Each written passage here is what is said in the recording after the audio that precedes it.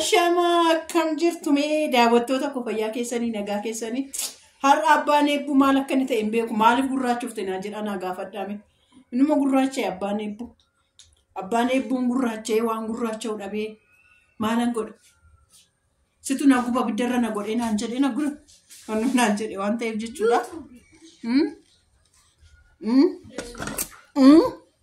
amma kun waan ta'e nyaachisuuf anila akka inni naa diimatuuf jechuudha abbaan eebbu akka inni naa diimatuuf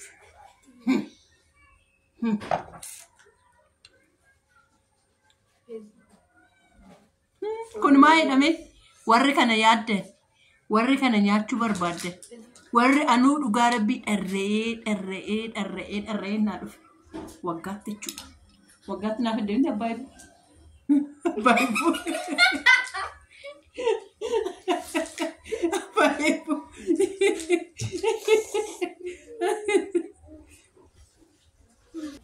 እና ወጋት ነው ፈይፊድ ያባኔቡ ጩዳ ወዲኛ አባይቡ ነገንጋ ፈቱመት አባይቡ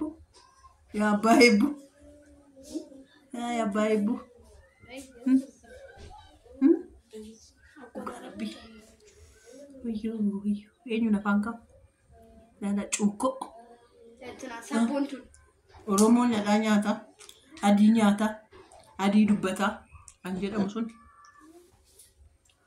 kana jechuudha ho ameen bakko kun kote namaa kennamti bara tokko lama dooni lama jechuutti bartee afaan oromoo baraatti dooni lama sadii afur shan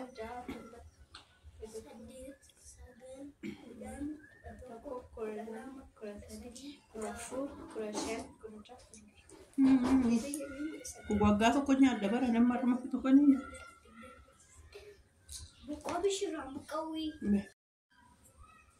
manta wayin lakkuu lamaan jidduu abbaan eebbu kamila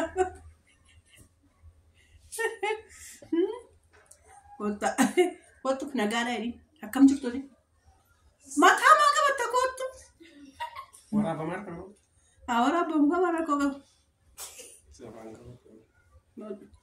cukup mama umata nagaga falla baka duguma bane bugurache warriyettanis abbay bu nagaga fadus fayya keessani nagaa keessani jirtu baga nagaan dhuftani maati jaalala maati deeggartoota hordoftoota fi maatiiwwan eebbaaf beekoo naga Nora cukkoo nyaannu aadaa keenya jechuudha cukkooni nyaata aadaa keenya keessaa tokko anyaannu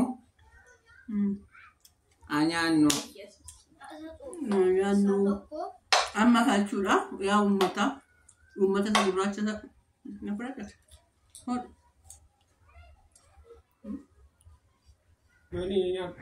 Neyse cimma. Anne nuftu. Anne. Buna nafis nabus.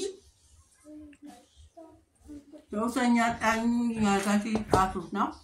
Cukup kana undi kesan yun nyata. Basunya caso undi nda mulaka. Cukup cila kamata. Mungkin nama ya dapat cukup. Tak dua mau berdubus, mat. Sampai kita dubus mat aja. Nagada mati ebbaf beko jirtu baga nagatti egamtani waggaatti dhufani baga jiraattani nooraa nyaata dhugaa buna cuukkoo isiniin jenna hunduu daansa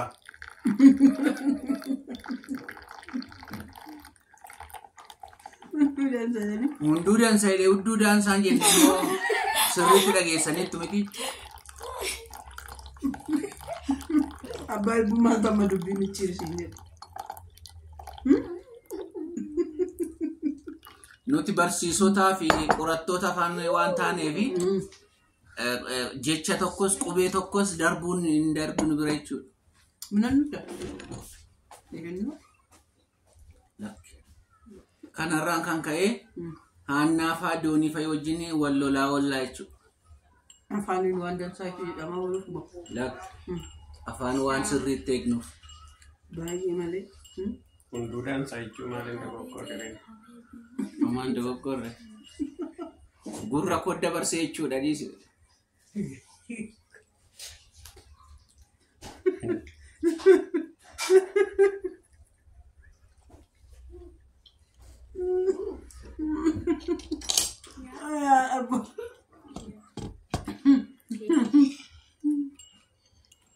Kana nyaataan kolfanii gaa cufanii nyaatu malee. Kanaafuu yoo ka cufadhuma nyaachaa dhuma jechuudha. Cufanii nyaatu. Dooni. Zaktoo nama bal'aa.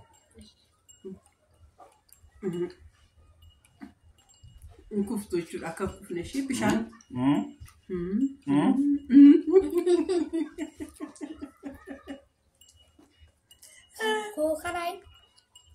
Kan barbaadde fudhu. Sankee. Kan keessa. Naaf buna keenya dhufnee cuukkoon biyya kootii cuukkoo giinci. Wallaggaa sanda fakkaatu namaan giinciti giincidha naannoo. Cuukkoo biyya kootii. Cuukkoon biyya hin qabu kan keenya aadaa keenya ta'uu isaa malee. Aanna maa qalliftee? Tukkan sedeen. Akkana jedhe. Aanna. Ara qallaadha hodhu.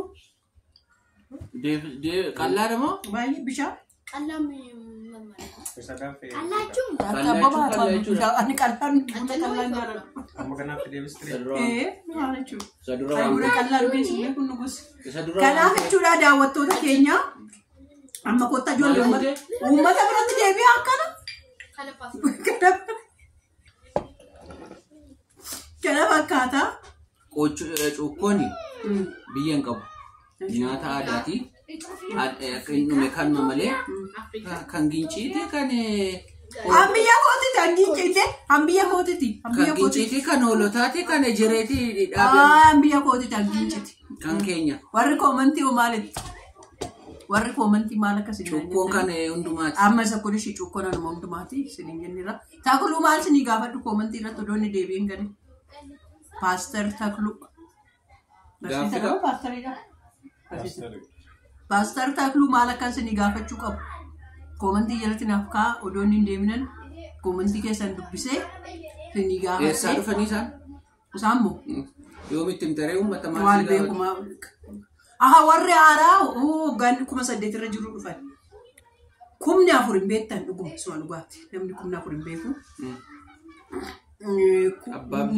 Abbaa Abdii jedhama. Abbaa Abdii isaa abbaa TikTokii irraa immoo miti. Abbaa Abdii jechuun Pastor Takiluu jedhamu. Kan isaan dhufanii Shawaa Dhiyaa ona dandii irraa dhufanii magaalaa Gincii irraa. Ona? Akkamitti ona jetta biyya kiyyaan? Ona manni biyyi koo ona? Ona? Maal jechuudha akkamitti ona? Itti fufi. Aanaa jechuudha. Aanaatti si jiru aanaa jechuudha. Ona jechuun koo ona jechuun bakka waan tokko hin jirre onee ona jechuun aanaa jechuudha. Biyya Shimallis Abdiisaa magaalaa Ollaa biyya isaatu hin ta'in aanaa isaa jedhama. Biyya isaa aanaa isaa Aan Abdiisaa moo? Biyyi Shimallis Abdiisaa Itoophiyaadha yookaan Oromiyaadha malee. Bakka itti dhalate bakka handhuura isaa aanaa isaa hidhikaa aanaa itti dhalate maal jechuudha? Aanaa isaarraa dhufee malee magaalaa isaarraa dhufee malee biyya isaarraa dhufee hin jiru. Kanaaf maal akkas ni gaafadhu. Obbo Shimallis maal?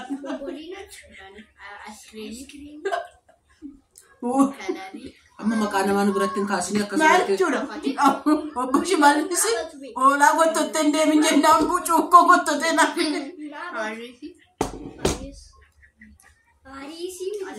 Booris akka cuukkoo gottottanii hin deemina akka inni jedhu barbaaddeetee mucaa saaxil taare.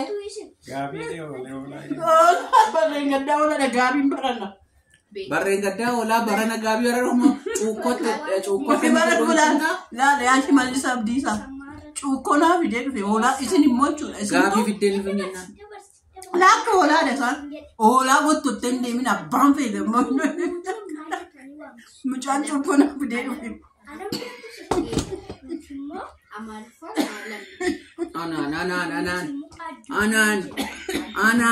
Anaan. Jalaa hundee nuti biidoon kunuunsi ni fassatamu baate cuukkotu fe'ee ajjeesedha.